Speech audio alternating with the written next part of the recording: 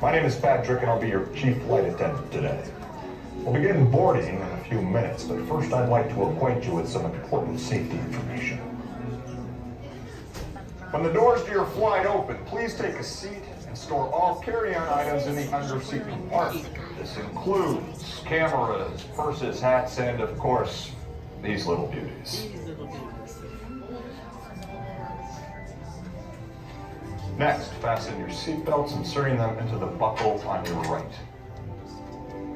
If smaller aviators don't measure up to the height indicator on the seat, just put the belt through the loop in the center strap before buckling.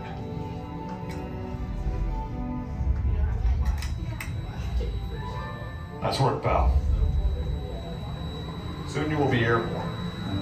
So if you or your little aviators have a fear of flying or heights, you might want to wait for your party at the arrival gate. Okay, let's review. That is seatbelt, carry-on item, safety strap, fear of heights, keep your hands and arms inside at all times. Anything else? Yeah. Have a nice flight. We're in the tower. We are ready for takeoff.